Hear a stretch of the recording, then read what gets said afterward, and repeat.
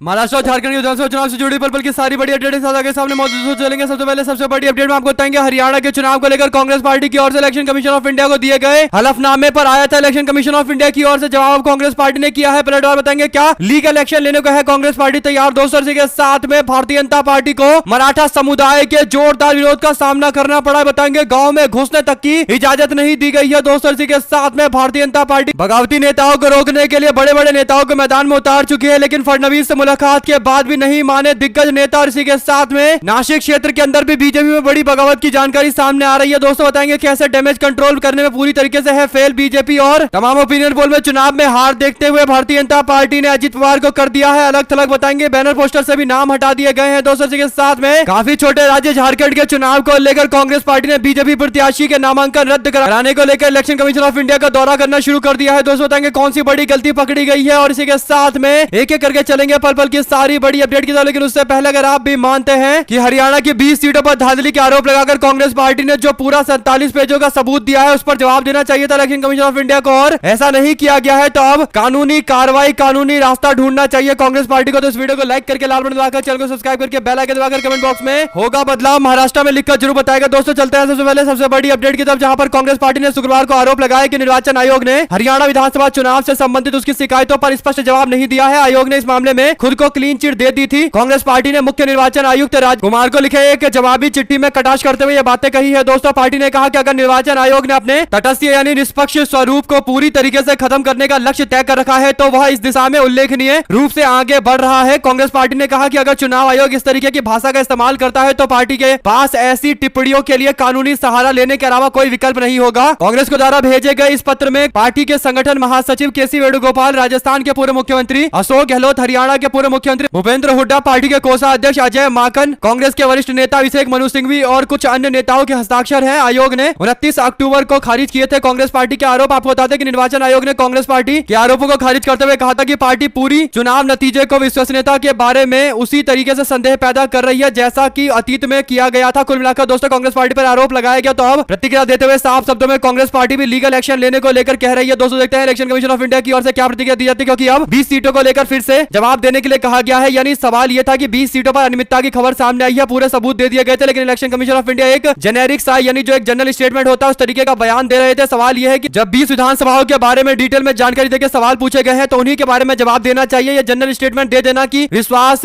लोगों का दूर किया जा रहा है, भ्रम फैलाने की कोशिश की जा रही है, इस तरीके के जेनेरिक स्टेटमेंट देने से किस तरीके का समाधान हो पाएगा। अगर आप भी मानते हैं दोस्तों कि कांग्रेस पार्टी को एकदम स्पेसिफिक जवाब लेना चाहिए और जो पत्र लिखा गया है एकदम सही लिखा गया है। अब देखते हैं इलेक्शन कमीशन ऑफ इंडिया की ओर से क्या प्रतिक्रिया दी जाती है, नहीं तो उसके बाद लीगल कार्रवाई करने का ऑप्शन तो खुला हुआ है जैसा कांग्रेस पार्टी ने साफ शब्दों में कह दिया है। साथ साथ दोस्तों महाराष्ट्र के अंदर भारतीय जनता पार्टी के नेताओं का गांव में जाना प्रचार करना दूभर होता जा रहा है। कारण यह है कि भाजपा के लोग पिछले 10 सालों से लगातार मराठा आरक्षण की मांग कर रहे, मराठी समाज की मांगों पर चुप्पी साध कर बैठे हुए थे। लग रहा था कि वो वापस कभी चुनाव प्रचार के लिए नहीं जाएंगे, लेकिन अब क्योंकि चुनाव प्रचार करना पड़ रहा है, लोगों से वोट मांगना पड़ रहा है और 1/3 आबादी मराठा समाज की है, तो बीजेपी इग्नोर भी नहीं कर सकती। और इसीलिए भाजपा के वर्तमान विधायक और बीजेपी प्रत्याशी तुषार राठौर जब एक मराठी गांव में पहुंचे वोट मांगने के लिए, तो लोगों को जानकारी मिली, तो लोगों ने उनको घेर कर कुछ सवाल पूछ लिया कि आप बताइए कि आपने मराठा समाज के आरक्षण की मांग को लेकर कब कब मांगे उठाई थी, तो उनके पास कोई जवाब ही नहीं था। इसके बाद लोगों ने उन्हें गांव से बाहर जाकर छोड़ दिया। कुल मिलाकर दोस्तों इस तरीके के नेताओं का विरोध इसलिए किया जा रहा है कि पिछले 10 सालों से कोई उन्होंने एक बयान नहीं दिया, मराठा समाज की बात नहीं किया, उनका हितैषी बनकर वोट मांगने के लिए आए हुए हैं। साथ साथ झारखंड मुक्ति मोर्चा ने बड़ी जानकारी दी है। दोस्तों इसके अनुसार मुख्य चुनाव आयुक्त को लिखा गया है कि बिना कारण बताए झारखंड के देवघर के नियुक्त पुलिस अधीक्षक को चुनाव कार्यों से हटाने के संबंधित आपत्ति है। यानी झारखंड मुक्ति मोर्चा पूछ रहा है कि आखिर झारखंड के देवघर में पदस्थापित पुलिस अधीक्षक श्री अजीत पीटर डुंगडुंग के स्थानांतरण का आदेश निकाला गया था, जो अत्यंत ही हतप्रभ करने वाला है। यानी जो ट्रांसफर किया गया है ये अपने आप में लोगों को हतप्रभ करने वाला मामला है। सवाल खड़ा होता है कि आखिर उनको किस कारणों से हटाया गया है, बिना किसी कारण के उनका ट्रांसफर किया गया है, क्योंकि दलित और आदिवासी समुदाय के कई सारे अधिकारियों को ट्रांसफर हाल फिलहाल में किए गए हैं। दोस्तों तो सवाल उठता है कि क्या जानबूझकर ऐसा किया जा रहा है। झारखंड मुक्ति मोर्चा ने लिखा कि क्या दलित और आदिवासी विरोधी भाजपा के इशारे पर यह कार्य चुनाव आयोग कर रहा है। आपकी क्या राय है दोस्तों, लिखकर जरूर बताएगा, क्योंकि झारखंड के अंदर ये एक पैटर्न देखने को मिल रहा है जिस पर आपत्ति जतानी बहुत जरूरी है। साथ साथ चुनाव के मद्देनजर राजनीतिक घटनाक्रम तेज हुआ है महाराष्ट्र के अंदर भी। यहाँ पर एक और बड़ी अपडेट ये सामने आई है कि राव साहब दानवे के भाई भास्कर दानवे ने शिवसेना शिंदे गुट के उम्मीदवार अर्जुन खोतकर के खिलाफ स्वतंत्र उम्मीदवार यानी निर्दलीय तौर पर मैदान में उतरने का फैसला लिया है। इसी पृष्ठभूमि में खोतकर ने उप मुख्यमंत्री देवेंद्र फडणवीस से मुलाकात की है। दोस्तों महागठबंधन में बगावत को दबाने के लिए नेताओं ने कोशिशें शुरू कर दी है, लेकिन ये कोशिशें विफल होती इसलिए नजर आ रही है क्योंकि कोई एक दो सीट पर बगावत नहीं है दोस्तों, लगभग हर दूसरी सीट पर कोई ना कोई नेता बगावत करके मैदान में उतरा हुआ है। एकनाथ शिंदे, भारतीय जनता पार्टी और अजित पवार का गठबंधन केवल मौका परस्ती वाला गठबंधन नजर आता है। यही बड़ा कारण है कि नेता एक दूसरे के खिलाफ मोर्चा खोले हुए हैं, कोई मानने को तैयार तक नहीं है। साथ साथ महाराष्ट्र विधानसभा चुनाव 2024 का संग्राम शुरू हो गया है। राज्य में एक ही चरण में वोट डाले जाएंगे। 20 नवंबर को वोट डाले जाएंगे, 23 को रिजल्ट आ जाएगा। 4 नवंबर को नामांकन फॉर्म वापस लेने की आखिरी तारीख है और इसीलिए नेताओं को मनाकर नामांकन वापस लेने के लिए कहा जा रहा है। दोस्तों एक बड़ी जानकारी जो उसके अनुसार बीजेपी के संकट मोर्चा कहे जाने वाले गिरीश महाजन असंतुष्ट नेताओं को मनाने की कोशिश करने के लिए खुद कोशिशें कर रहे मैदान में उतरे हुए हैं। नासिक मध्य, नासिक पश्चिम, नासिक पूर्व विधानसभा क्षेत्र में कई सारे बागी नेता मैदान में उतरकर बीजेपी की बगावत कर रहे हैं, भाजपा का विरोध कर रहे हैं। नासिक में भारतीय जनता पार्टी के विरोध को थामने के प्रयास इन्होंने किए हैं, डैमेज कंट्रोल करने में, हालांकि इनको कोई सफलता नहीं मिली है। यानी देवेंद्र फडणवीस से लेकर गिरीश महाजन सबके सब फेल होते चले जा रहे हैं। दोस्तों साथ साथ कई बार देखा गया कि महाराष्ट्र में कोई संशय नहीं है, प्रारंभ में स्थान के आवंटन को लेकर 3 तत्वों के बीच में संघर्ष हुआ। सीटों के आवंटन के बाद मिंढे और अजित पवार गुट को कोई उम्मीदवार नहीं मिल सका। इसका फायदा उठाकर भारतीय जनता पार्टी ने अपने समर्थकों की घुसपैठ करवा दी और कई असंतुष्ट नेताओं ने अब बगावती झंडा उठा लिया है। दोस्तों महाविकास अघाड़ी गठबंधन की टेंशन बढ़ गई है। नामांकन फॉर्म वापस लेने की आखिरी तारीख 4 तारीख है। जानकारों के मुताबिक महागठबंधन यानी महायुति भारतीय जनता पार्टी गठबंधन के अंदर सबसे ज्यादा असंतुष्ट लोगों का एक ग्रुप है। जो जानकारी मीडिया में दी जा रही है उसके अनुसार महायुति में कम से कम 50 सीटें ऐसी है जहां पर बागी मैदान में उतरे हुए हैं, जबकि कांग्रेस पार्टी और इंडिया अलायंस के 36 बागी मैदान में उतरे हुए हैं। बगावत की तैयारी करके ही सारे नेता मैदान में उतरे। दोस्तों यही बड़ा कारण है कि बीजेपी के लोग मनाने की कोशिश जरूर कर रहे हैं, लेकिन बागी मान नहीं रहे क्योंकि उनकी तैयारी पूरी। उन्हें पता है कि वो केवल पार्टी पर दबाव बनाने के लिए चुनाव नहीं लड़ रहे हैं, बल्कि उन्होंने अपनी तैयारी कर रखी है। कई दिनों से तैयारी कर रहे थे, टिकट नहीं दिया गया। भाजपाई लोगों को शिंदे और एनसीपी के टिकट पर मैदान में उतार दिया गया है, इसीलिए विरोध और ज्यादा देखने को मिल रहा है। साथ महाराष्ट्र में 2/3 की सरकार बनाएगी कांग्रेस पार्टी और उनका इंडिया अलायंस। रेवंत रेड्डी ने दावा किया है। तेलंगाना के मुख्यमंत्री रेवंत रेड्डी के बयान को लेकर इसलिए भी लोग सीरियस है क्योंकि तेलंगाना का कई हिस्सा महाराष्ट्र के कई क्षेत्रों से लगता है। दोस्तों खासकर नागपुर अमरावती क्षेत्र जो विदर्भ रीजन के अंतर्गत आता है। आपकी क्या राय है लिखिएगा जरूर। साथ साथ झारखंड के चुनाव के मद्देनजर बीजेपी के एक प्रतिनिधि मंडल ने चुनाव आयोग पहुंचकर महागामा विधानसभा से कांग्रेस पार्टी प्रत्याशी श्रीमती दीपिका पांडे सिंह का नामांकन रद्द करने की मांग की है। दोस्तों सुधीर श्रीवास्तव ने बताया कि दीपिका पांडे सिंह ने अपने नामांकन के फॉर्म 26 के शपथ पत्र में एक बहुत ही महत्वपूर्ण आपराधिक मामले की चर्चा नहीं की है। सुधीर श्रीवास्तव ने बताया कि दीपिका पांडे सिंह ने अपने नामांकन फॉर्म 26 के शपथ पत्र में एक बहुत ही महत्वपूर्ण आपराधिक मामले की चर्चा तक नहीं की है। दीपिका पांडे के खिलाफ गोड्डा न्यायालय के अंदर SC/ST केस नंबर 21/2020 का उल्लेख अपने शपथ पत्र में नहीं किया गया है। यह कोई साधारण घटना नहीं है, यह बहुत बड़ा मामला है। अपने ऊपर लगे गंभीर आरोप को छुपाने का उन्होंने प्रयास किया और एक तरीके से चुनाव के कानूनों का ये साफ उल्लंघन किया गया है। दोस्तों ऐसे में भारतीय जनता पार्टी के कैंडिडेट के नामांकन को रद्द किया जाना चाहिए। बीजेपी की प्रत्याशी महागामा चुनाव से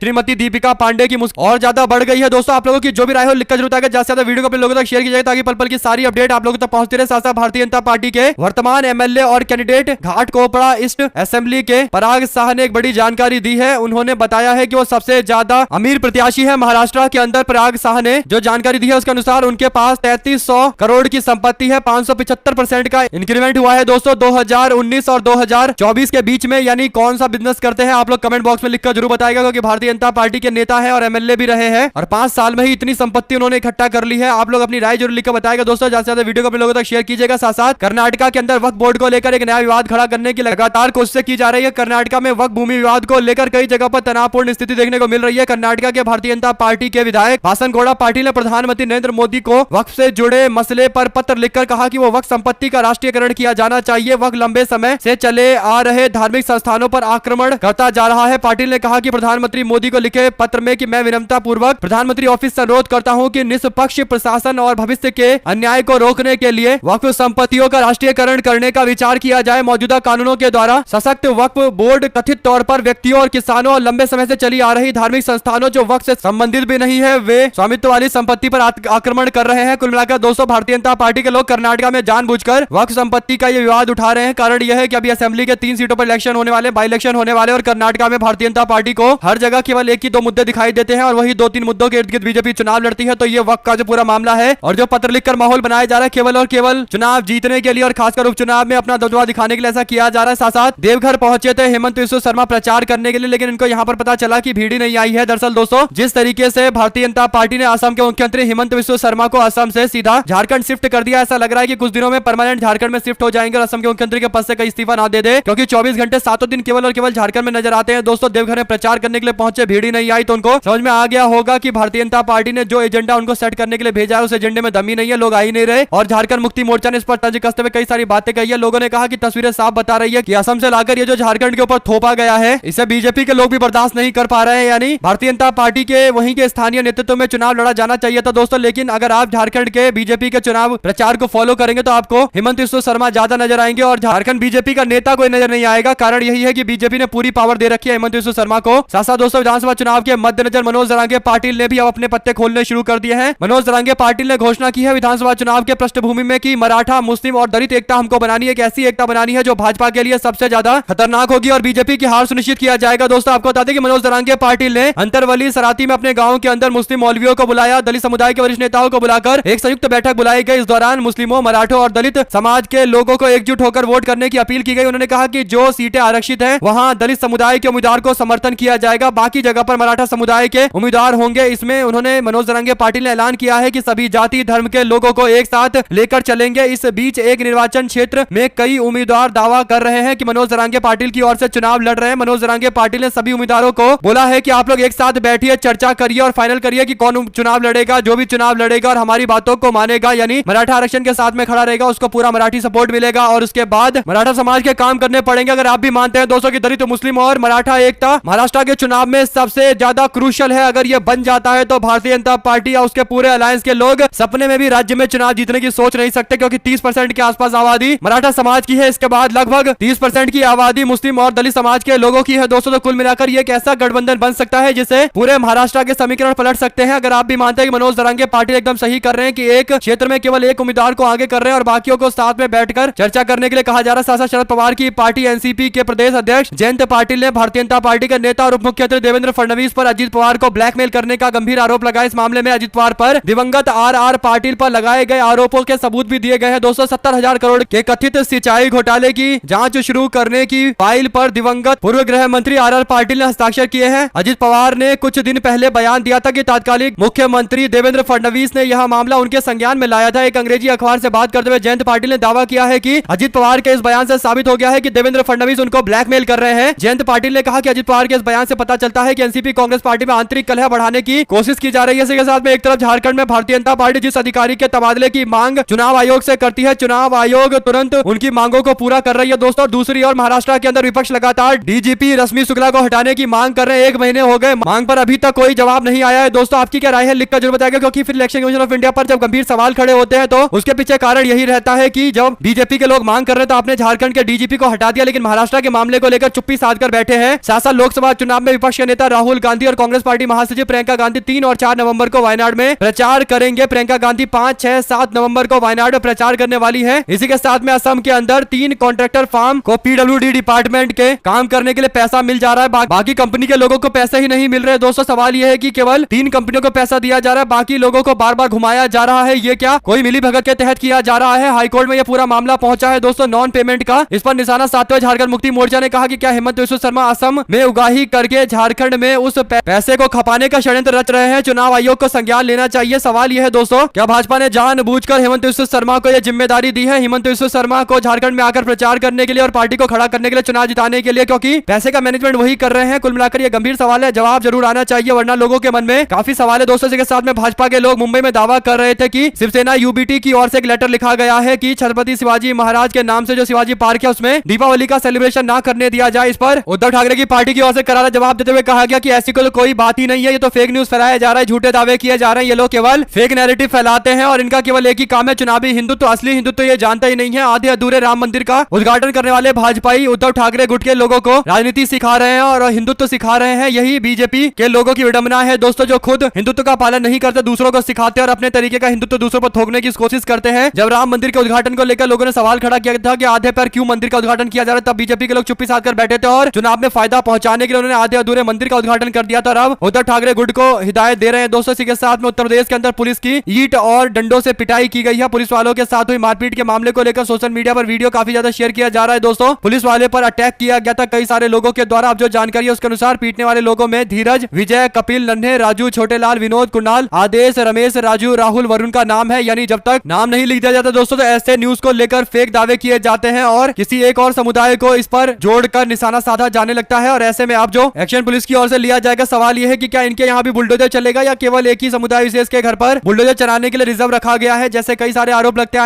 इसमें आपकी जो भी राय हो लिख कर जरूर बताइएगा। इसके साथ में चुनाव आयोग ने शरद पवार की पार्टी एनसीपी की मांग को स्वीकार करते हुए तुरही चुनाव चिन्ह को मराठी अनुवाद तुतारी रद्द कर दिया है। दोस्तों, महाराष्ट्र के चुनाव में तुरही के अनुवाद से मतदाताओं में भ्रम की स्थिति पैदा हो गई थी। विधानसभा चुनाव में उस भ्रम से बचने के लिए टेम्पलेट का अनुवाद रद्द करने की मांग की गई थी। चुनाव आयोग ने इस मांग को स्वीकार करते हुए शरद पवार की एनसीपी को बड़ी राहत दी है। राष्ट्रवादी कांग्रेस पार्टी के विभाजन के बाद शरद पवार की राष्ट्रवादी कांग्रेस को लोकसभा चुनाव के लिए तुरही बजाने वाला आदमी का चुनाव चिन्ह दिया गया था, लेकिन कुछ निर्वाचन क्षेत्रों में तुरही चुनाव चिन्ह अन्य उम्मीदवारों को दे दिया गया। तुरही चिन्ह के मराठी अनुवाद से एनसीपी एसपी के लोग नाराज थे। उनका कहना था कि ये लोगों के बीच में भ्रम पैदा करने के लिए किया जा रहा है, असमंजस का माहौल फैल जाएगा। इसके बाद अब मांग को स्वीकार कर ली गई है। दोस्तों, ट्रम्पेट का मराठी अनुवाद तुतारी को रद्द कर दिया गया है। अब देखते हैं इस पूरे मामले पर क्या प्रतिक्रिया उनकी ओर से आती है। जो भी जानकारी आएगी आप तक लगातार पहुंचाएंगे। एनसीपी का चुनाव चिन्ह अब ट्रम्पेट मैन हो गया है। साथ साथ दोस्तों, सीएम हेमंत सोरेन का चुनाव आयोग से आग्रह, त्योहार पर कर्मचारियों की छुट्टी रद्द नहीं करने की बात कही गई है। आपको बता दें कि झारखंड के मुख्यमंत्री हेमंत सोरेन ने शुक्रवार को निर्वाचन आयोग से त्योहारों के दौरान पुलिस कर्मियों और खासकर सरकारी कर्मचारियों की छुट्टी रद्द नहीं करने के लिए जिला प्रशासन को निर्देश दिया है और अनुरोध भी जारी किया है। कुल मिलाकर दोस्तों, कर्मचारियों को परेशान किया जा रहा है तो मुख्यमंत्री को यह पसंद नहीं आया। साथ साथ दिल्ली में कानून व्यवस्था भारतीय जनता पार्टी की केंद्र सरकार से नहीं संभल रहा है। दोस्तों, शहर के शादरा डबल मर्डर केस मामले को लेकर यह बड़ी अपडेट है। आपको बता दें कि 2 लोगों की गोली मारकर हत्या कर दी गई थी और कुछ दिनों पहले फ्रांस के राजदूत का फोन भी चोरी हो गया था। सीसीटीवी कैमरे के बाद उन्हें गिरफ्तार किया गया है। दोस्तों, सवाल सबसे बड़ा यह है कि क्या दिल्ली पुलिस से दिल्ली की कानून व्यवस्था नहीं सॉल्व हो पा रही है, क्योंकि दिल्ली पुलिस अमित शाह के अंदर आती है तो सवाल अमित शाह के ऊपर उठने चाहिए। साथ साथ महाराष्ट्र विधानसभा चुनाव की बिसात बीत चुकी है। शिवसेना बनाम शिवसेना की लड़ाई देखने को मिल रही है। दोस्तों, आपको बता दें कि महाराष्ट्र में असली बनाम नकली की जंग लगातार देखी जा रही है। शिवसेना एनसीपी को मिलकर साबित करना है कि कौन सी असली एनसीपी, कौन सी असली शिवसेना है। महाराष्ट्र में 288 विधानसभा सीटों में एनडीए गठबंधन के तहत एकनाथ शिंदे की अगुवाई वाली शिवसेना 82 सीटों पर चुनाव लड़ रही है, जिसमें 47 सीटों पर शिवसेना की लड़ाई उद्धव ठाकरे की शिवसेना यूबीटी से है और बाकी 35 सीटों पर शिंदे के प्रत्याशी कांग्रेस और शरद पवार की एनसीपी से लड़ाई में है। दोस्तों, शिवसेना बनाम शिवसेना मुकाबले में 47 सीटों में 16 मुंबई इलाके की है, 18 कोकड़ क्षेत्र की है। इसके अलावा मराठा समुदाय के डोमिनेटेड वाले एरिया जिसे मराठवाड़ा कहा जाता है, वहां पर 7 सीटों पर आपस में मुकाबला शिवसेना के बीच में हो रहा है। इसी तरीके से एनसीपी में भी कई जगह पर आपसी मुकाबला है। दोस्तों, लगभग 36 सीटों पर शरद पवार और अजीत पवार की पार्टी एक दूसरे के आमने सामने है। 52 सीटों पर अजीत पवार की एनसीपी चुनावी मैदान में उतरी है। 36 पर तो जबरदस्त मुकाबला चल रहा है। इसी के साथ में साइना एनसी ने उद्धव ठाकरे गुट के एमपी के खिलाफ केस किया है। इंपोर्टेड माल बताए जाने को लेकर नाराजगी व्यक्त की गई है। महाराष्ट्र विधानसभा चुनाव से पहले सूबे की सियासत गर्म हो गई है। दोस्तों, कारण यह है कि उद्धव ठाकरे गुट के नेता और सांसद अरविंद सावंत ने शिवसेना की नेत्री साइना एनसी को लेकर विवादास्पद बयान दे दिया था और इंपोर्टेड माल बता दिया था। इस पर उन्होंने नाराजगी व्यक्त करते हुए कहा कि मैं एक महिला हूं, ना कि कोई माल हूं, और इस तरीके के बयान पर जरूर कानूनी कार्रवाई की जाएगी। इसके बाद वो थाने पहुंच गई है, मामला दर्ज करवाया गया है। साथ जम्मू कश्मीर में भारतीय जनता पार्टी के वरिष्ठ नेता और नगरोड निर्वाचन क्षेत्र से विधायक देवेंद्र सिंह राणा को गुरुवार को देर रात फरीदाबाद के एक अस्पताल में निधन हो गया। दोस्तों, केंद्रीय विज्ञान एवं प्रौद्योगिकी मंत्री जितेंद्र सिंह के छोटे भाई देवेंद्र सिंह राणा ने 2014 के विधानसभा चुनाव में नेशनल कॉन्फ्रेंस के टिकट पर जीत हासिल की थी। हाल ही में हुए चुनाव में उन्होंने भारतीय जनता पार्टी के टिकट पर 30,000 वोटों से चुनाव जीत लिया था। दोस्तों, साथ कांग्रेस पार्टी हाईकमान ने अब हरियाणा के अंदर कुछ बड़े परिवर्तन किए हैं। कांग्रेस पार्टी हाईकमान ने सुरजेवाला और सैलजा को पावरफुल बनाया है। गुटबाजी के बीच दोनों को बड़ी जिम्मेदारी दी गई है। आपको बता दें कि रणदीप सिंह सुरजेवाला, कुमारी सैलजा दोनों के दोनों महाराष्ट्र और झारखंड के विधानसभा चुनाव में प्रचार करते नजर आ सकते हैं। सुरजेवाला का नाम महाराष्ट्र के लेकर शामिल किया गया है। दोस्तों, आपकी क्या राय है लिखकर जरूर बताएं, क्योंकि हरियाणा के चुनाव के बाद सवाल खड़ा होता है कि क्या इनकी कोई बड़ी भूमिका होने वाली है या फिर इन दोनों नेताओं को अब केवल हरियाणा तक सीमित रखा जाएगा, लेकिन ऐसा नहीं हो रहा। दोस्तों, दोनों को महाराष्ट्र में प्रचार करने के लिए बुलाया गया। साथ कांग्रेस पार्टी के प्रत्याशी मनोज रावत ने शुक्रवार को आखिरकार केदारनाथ धाम पहुंचकर बाबा केदारनाथ की पूजा अर्चना की और इसके बाद उन्होंने नामांकन दाखिल कर दिया है। कांग्रेस पार्टी के टिकट पर चुनाव लड़ रहे हैं। पिछली बार कांग्रेस पार्टी ने बद्रीनाथ से चुनाव में जीत हासिल की थी। अब इसके बाद पार्टी के पास मौका है कि एक और तीर्थ क्षेत्र पर बीजेपी को शिकस्त दिया जाए और अयोध्या वासियों की तरह दूर तक मैसेज भेजा जाए। क्या आप इस बात का समर्थन करते हैं? आपकी क्या राय है दोस्तों? क्या लगता है कि केदारनाथ के अंदर भी भारतीय जनता पार्टी को जबरदस्त हार का सामना करना पड़ेगा? साथ बीजेपी के लोग झारखंड में जाकर कह रहे हैं कि हमारी सरकार बना दीजिए, 500 रुपए का सिलेंडर दे देंगे, लेकिन एलपीजी के सिलेंडरों के दाम बढ़ा दिए गए हैं। दोस्तों, 62 रुपए बीते दिन रेट इंक्रीज कर दिया गया है। एलपीजी सिलेंडर के दाम बढ़ाए जाने को लेकर सवाल ये खड़ा होता है कि क्या भारतीय जनता पार्टी के लोग लोगों को मूर्ख समझते हैं? एक और झारखंड में जाकर कहते हैं कि हम रेट कम कर देंगे, 500 600 रुपए कम में सिलेंडर देंगे, लेकिन यहाँ पर हकीकत सबको पता चल रहा है देश भर के अंदर लगातार दाम बढ़ाए जा रहे हैं। साथ जिसान सिद्दीकी को लेकर ग्राउंड रिपोर्ट के हवाले से एक बड़ी अपडेट देते हुए बताया गया है कि महाराष्ट्र के मुंबई क्षेत्र के बैंड्रा से चुनाव जरूर लड़ रहे हैं, लेकिन जिस टिकट पर वो चुनाव लड़ रहे हैं एनसीपी के टिकट पर, उनके लिए जीतना काफी मुश्किल है। कारण है कि बांद्रा पूर्व की जो सीट है उसमें शिवसेना यूबीटी का अच्छा खासा दबदबा है और यहाँ पर उन्होंने वरुण सरदेसाई को मैदान में उतार रखा है। एक युवा नेता है, मैदान में उतरे हुए हैं। उम्मीद की जा रही है कि उनको एक अच्छा समर्थन मिल सकता है। बाबा सिद्दीकी की हत्या के बाद जिसान सिद्दीकी को लेकर सिंपैथी भी है, लेकिन कई रिपोर्ट ये बता रही है कि उनके लिए यहाँ पर चुनाव जीतना इसलिए डिफिकल्ट है क्योंकि वो बीजेपी गठबंधन का हिस्सा है। क्या आप इस बात का समर्थन करते हैं दोस्तों? आपकी आपकी क्या राय है लिखकर जो बताएगा हमारे साथ लगातार जुड़े रहेंगे। सभी दोस्तों का बहुत बहुत धन्यवाद। देख रहे थे आपको अपना चैनल जय हिंद जय भारत। वीडियो को शेयर कीजिएगा। बहुत धन्यवाद।